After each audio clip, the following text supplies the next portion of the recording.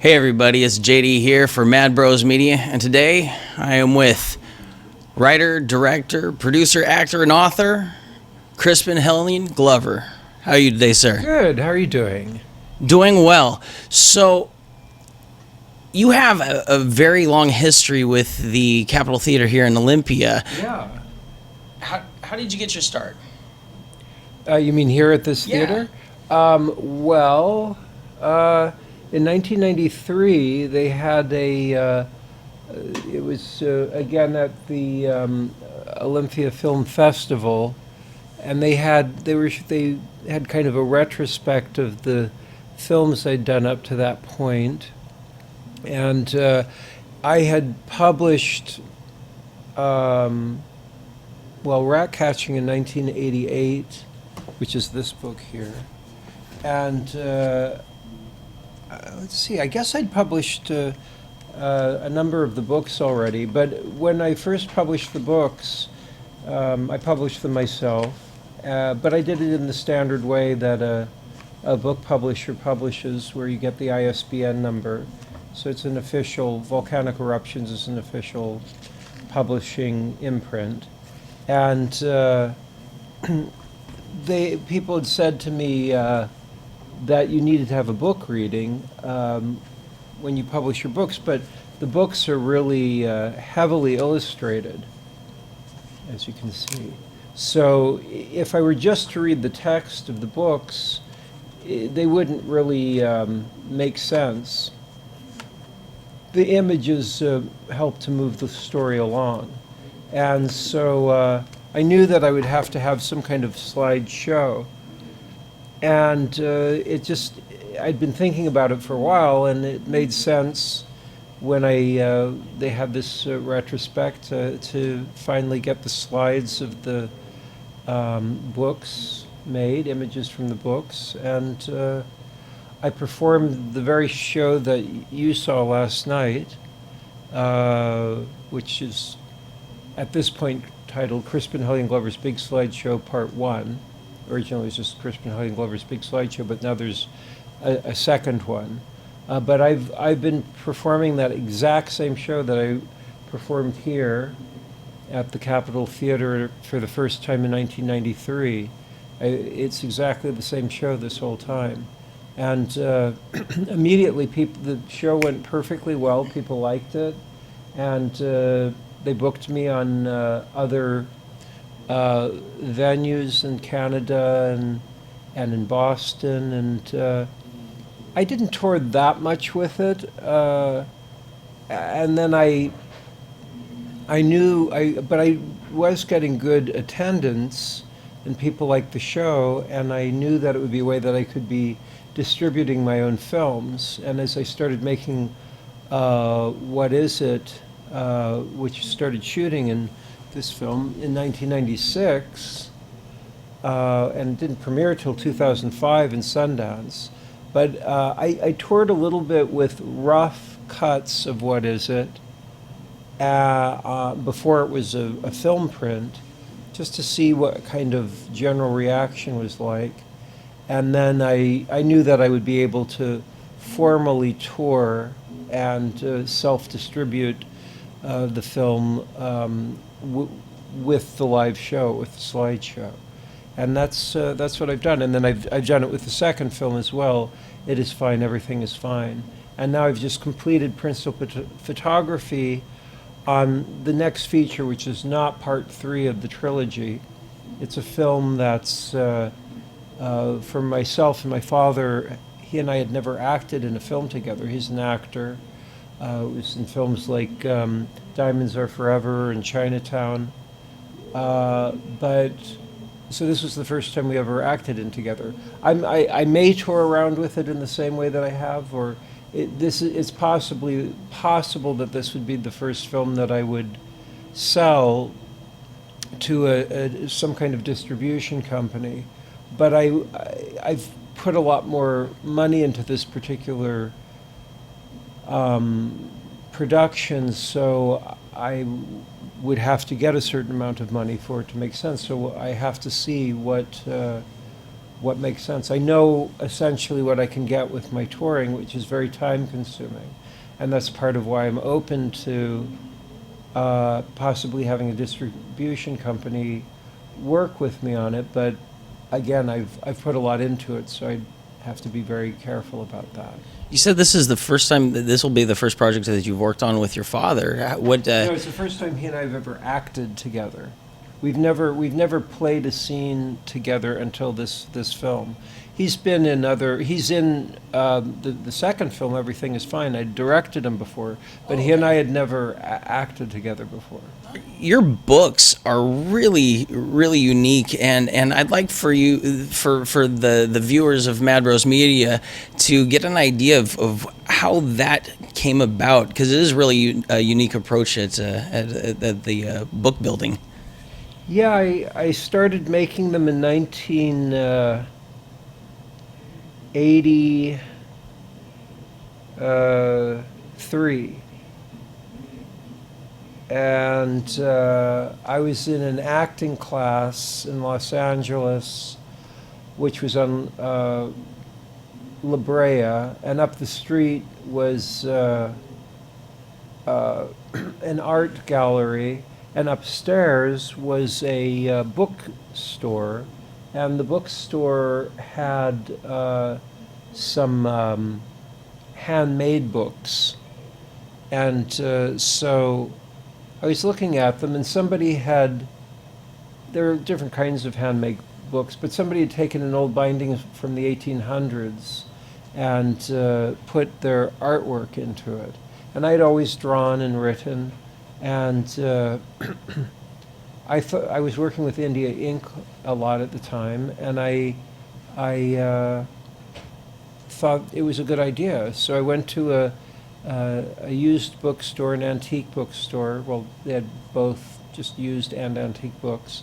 I think the place is still there on Melrose Avenue. And I found a binding called Billow in the Rock. I've not published that book, and I don't have it in either of the shows. I like the book, though. It was the first book I made, and I was just essentially going to put my art into it. And then I was doing that, working with the India Ink. And then I always had liked words in art. And I left a few words on one page and did some more artwork, and then left a few more words on another page. And, I mean, the words were selected. And then as I was reviewing it, I saw that they were making kind of a new story that I liked, and so I went with that, and I completed the book, and I liked it. I showed it to friends, and people liked it, and I kept making more of them.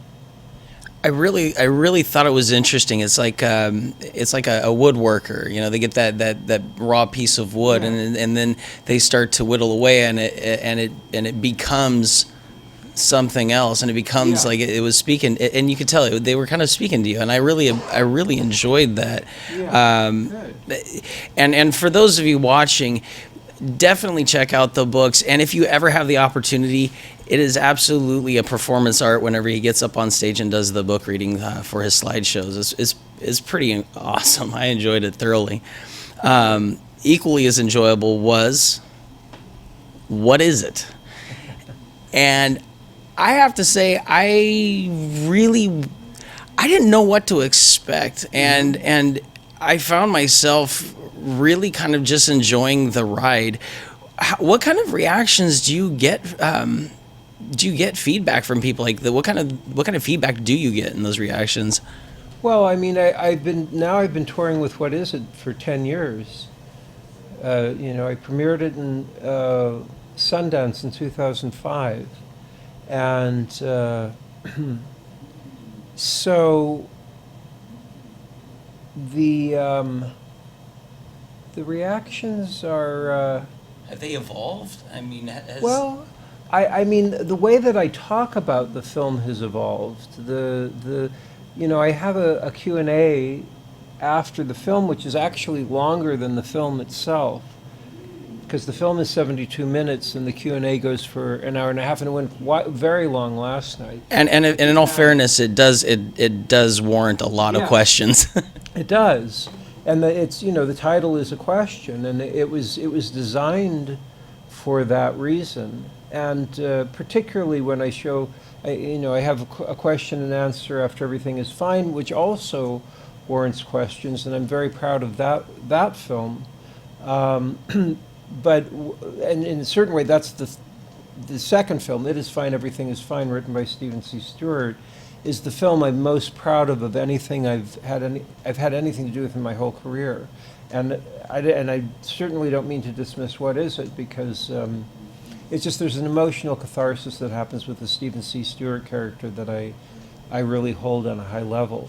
But What Is It has things in it that really demand a certain kind of discussion, and so in a certain way, the forum afterwards, the question and answer session, is the most important part. I mean, it wouldn't be there if the film wasn't there, but the film was designed to cause this kind of discussion to happen, and it always does.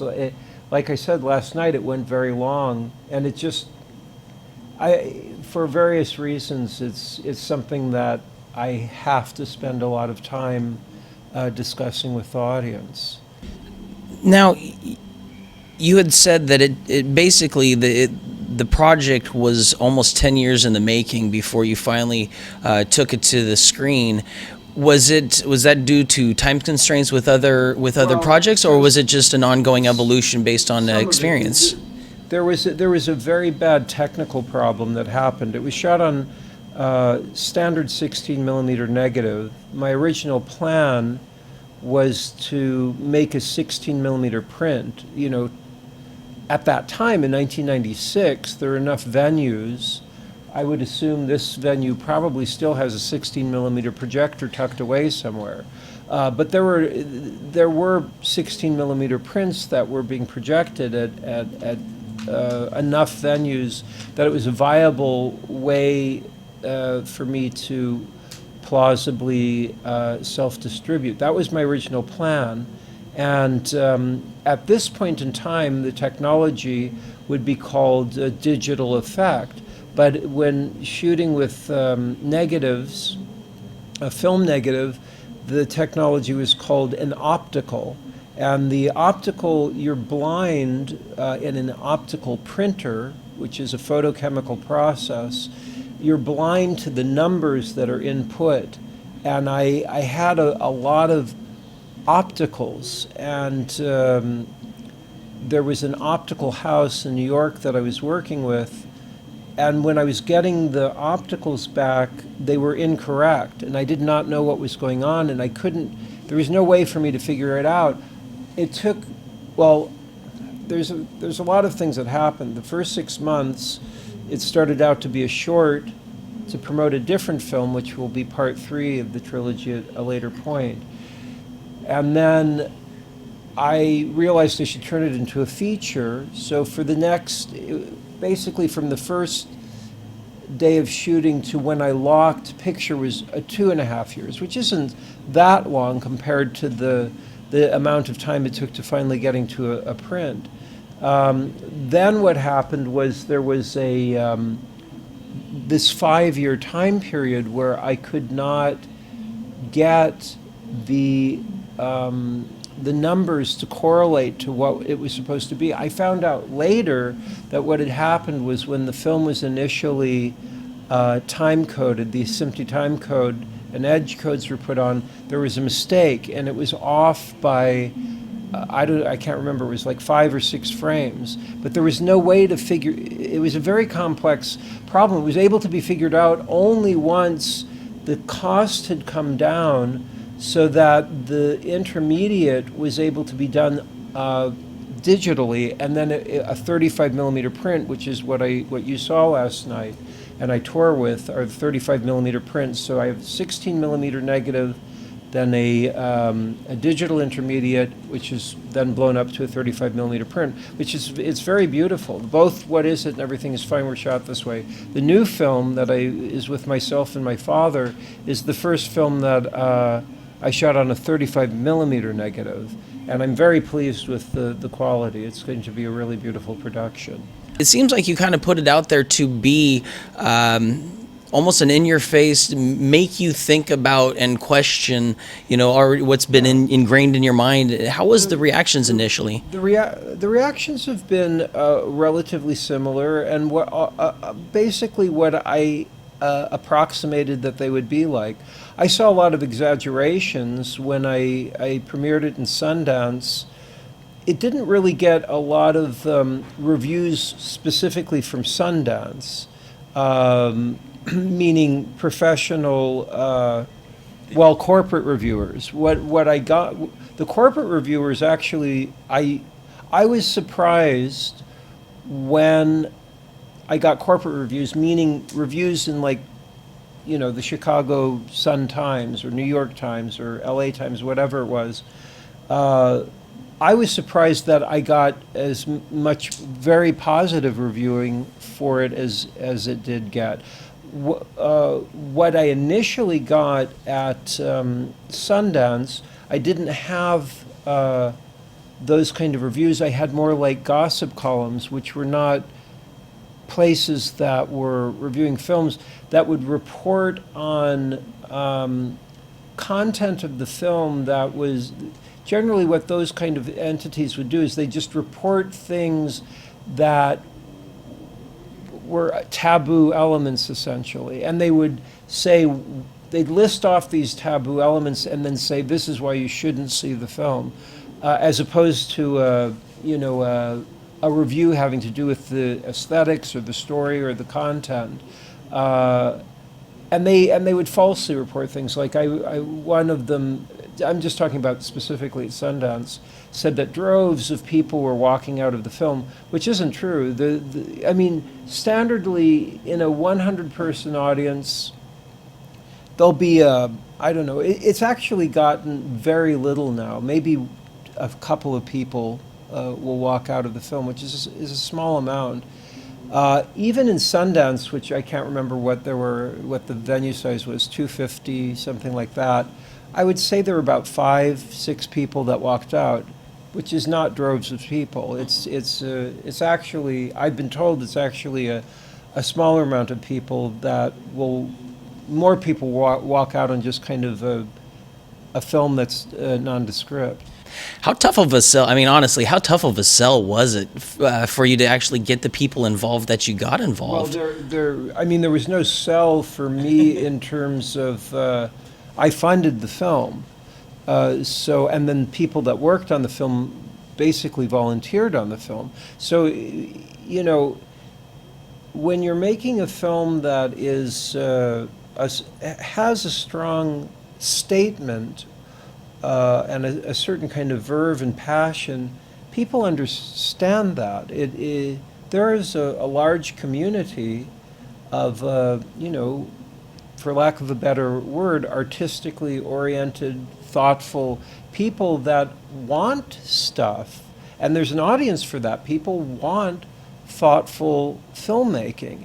And there are people in Los Angeles and elsewhere that work in the corporate industry, good people, I'm not 100, I've worked mostly in the corporate industry of film, and I can see that basically everybody that started in the film industry has been passionate about doing something interesting and fun and good. And there's a systematization that's happened by the corporate interests that conform people to this certain kind of pattern, which people get used to. And I'm not saying nothing ever good comes out of it. Sometimes there are very good films that come out of the corporate situation, and there are filmmakers that have taken a lot of time and been very patient, working and their way up in through the corporate industry, and they'll actually get something through that's beautiful and thoughtful and intelligent. It's just so very rare. But and I stand up and applaud when those filmmakers do that. But it's so rare. And I just know my own temperament. I would get irritated immediately if I was being questioned about something that I know. I'd much rather make my own mistakes on my film and take the time and put my own money into something and the years that it takes to do it. And if I've made mistakes, they're my mistakes. And I would prefer that my mistakes are in the film than something that I've been enforced upon that is, I know from the outside is bad. That's excellent. A man that owns his work. I appreciate that, yeah, definitely. Yeah. I mean, and like, what is it is, it's like I've seen critique of the film. Actually, the corporate reviewers of the film have been pretty good reviewers for the most part. I mean, I'm not saying they've all given totally glowing reviews, but I've generally gotten good commentary about the film. Do you feel like they're warming up to it, maybe?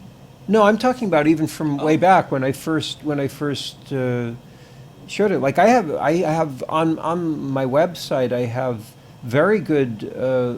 I was amazed that I have quotes that I was able to pull from the New York Times review for both What Is It and for Everything Is Fine. When I had to get the review for What Is It, I had to show the film. It was at the Anthology Film Archives at the time. I totally expected that I was going to get a 100% negative review from the New York Times. I did not think I would be able to pull any quotes from it at all, but it was worth it to me. I just knew that if I had a review out for the film, that people would know about it and be interested to see it. So as a business person, I knew it was better to have a negative review. Mm-hmm. But what I was very happily surprised was I had all kinds of quotes that I was able to pull that were really great quotes that I still have on my website today from the New York Times, of all things. Was it a little reassuring and a little bit of indication to see that there are people out there that was actually getting it a little bit more than you thought? Well, I always thought there would be people that would get it. I thought that the corporate news sources might be more negative about it than that. I was happy, but it actually, and then I realized it made sense because the corporate reviewers, they see a lot of films and they are usually cinephiles on some level, and so they also appreciate when something's a bit different and thoughtful. It's like, thank God, something different. Yeah. I mean, I'm sure there are other films that they've liked, but and they're happy to see. But I feel like the for the most part the corporate reviewers have been decent and fair about the film, which I was glad of. It was actually more of the kind of like less professional reviewing that was more kind of knee-jerk reaction to the film.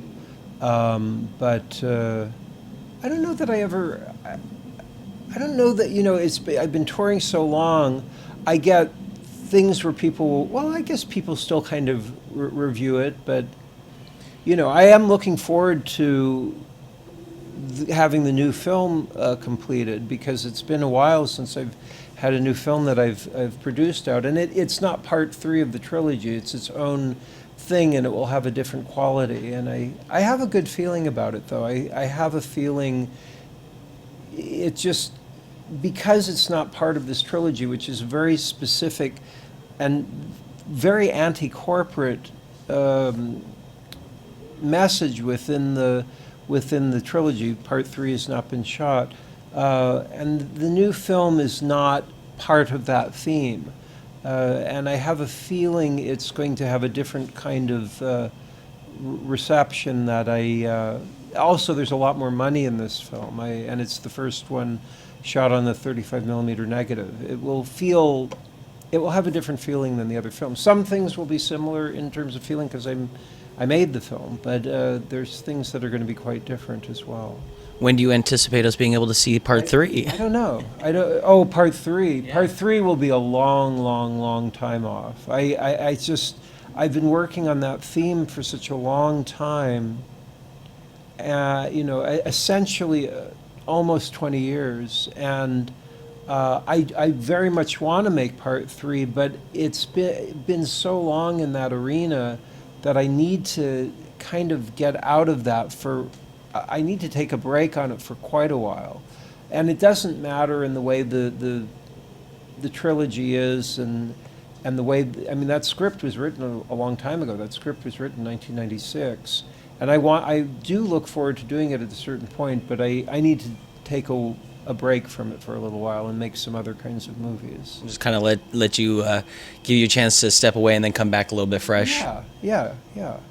But as long as I'm able to continue doing things that I'm enjoying doing, feel grateful that that's working out. But it is a high stress job, particularly having to do with. I never cared about money. There's this thing, I won't go into it too much, but there's this producer that has lied about me with Back to the Future, saying that I asked for the same amount of money that Michael J. Fox was making, which is just a lie. I never cared about money. I cared about it enough that I wanted to make a living. I cared about it enough that I want things to be fair. I don't want people. But you don't seem like that kind of actor, though. No. That's why that lie that this Bob Gale guy says really annoys me. But in any case, I care about it in terms of fairness. I care about it in terms of. I started needing to make money in the year 2000 specifically to fund the sequel, to fund It Is Fine, Everything Is Fine, because there were health problems for the main actor who'd written it, Stephen C. Stewart. And he did die within a few months after he finished shooting the film. So I'm very glad we got to make the film, and I would have not felt good about it if we hadn't been able to make the film, but we did, and it's the thing, like I say, I'm really the most proud of anything I've done in my career. But so that element is important, to be able to, if I can just keep going, I don't care about making gigantic amounts of money, if I can just remain level, that's all I care about. But even just remaining level, there's a high stress in that. It's like filmmaking itself is expensive.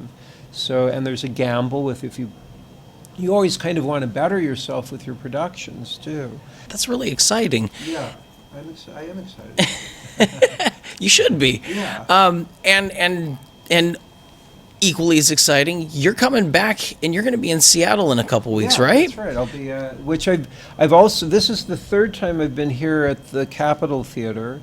And I think this is my fourth time I'll be at the Northwest Film Forum. The first couple of times I was there because I knew it was going to. It's not a huge auditorium seating wise there. The first couple of times they rented out a special auditorium that was just larger. So I wasn't physically in the Northwest Film Festival. The last time. Northwest Film Forum. But the last time I was there, I was in their auditorium, and I will be this time as well. It's only 2 nights. I think it's halfway sold already. It sounds like it'll sell out because it's not a particularly large auditorium. I wish it was slightly larger because it's a very good venue, and I like working with them. But yeah, this is the 4th time I'll have been there. Where can they find more information about your shows? CrispinGlover.com.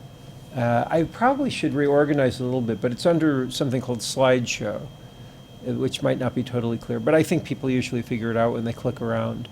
But that always has the information. People can sign up for the newsletter on CrispinGlover.com. It will always email them. There's an official Crispin Glover Facebook page. a Crispin Glover Twitter, and I have a Crispin Glover Instagram.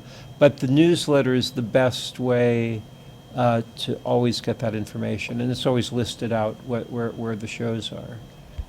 Excellent. Excellent. I cannot wait to see the rest of them. I really, folks, if you get an opportunity, definitely go see the shows. Leave the kids at home, but come ready to enjoy yourselves. The first two films they're non-rated. No one under 18 is allowed. The way you get around that, if they had been rated, they would be NC-17 or something. Mm-hmm. But it's expensive to get your films rated. So the way to go about it is you have your film as a non-rated film, and whether it did have adult content or not, you would have to have it no one under 18 allowed if it's a non-rated film. But this does have adult content. In the good sense of the word, this is something for adults to sit and consider. I don't want children, people under 18 in the audience. Not that I'm sure there's some 16, 17-year-olds that could handle it, but it's a good rule, it's a good law. And so these are adult films for adults to think about and contemplate adult ideas. Is there any wisdom, anything you want to knowledge drop on the viewers before we let you go? I can't think of anything. I know I appreciate you having me on your show, and I sit after the Q&A. I always have the book signings as well, which those go on for a long time. I always meet and talk to people. I don't just sign the books. I'll talk, and I'd like to see people out there at the shows and be part of the question and answer situation, and come up and say hello.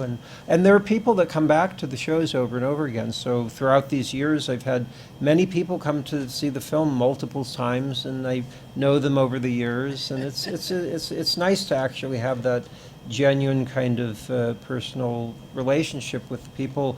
It's a nice thing about self-distribution as opposed to corporate distribution. I mean, it's a pain on many levels to self-distribute. It's a lot of work. And there's a part of me that would very much like to have corporate distribution, just because it could get out to a wider audience much more rapidly. But there is something about really talking to the people that are truly in support of what I'm doing, and I genuinely am grateful to those people, because it's like a real monetary thing. Those are the people that are specifically paying me back or paying me for the things that I'm genuinely passionate about. So I'm grateful to those people. So it's a nice relationship. I do have to say it is incredibly refreshing to see somebody in your position to actually engage the audience after the show's done, and answer the question and take the time out, and I for one, I appreciate it. So it was a great experience. I like it too. I do enjoy it. It is a lot of work, but I do enjoy it. It's worth it. We appreciate it. Well, thanks for having me on. It was wonderful. Ladies and gentlemen, JD here with Mr. Crispin Glover for Mad Bros Media and the Olympia Film Festival at the Capitol Theater here in Olympia, folks. You guys take care.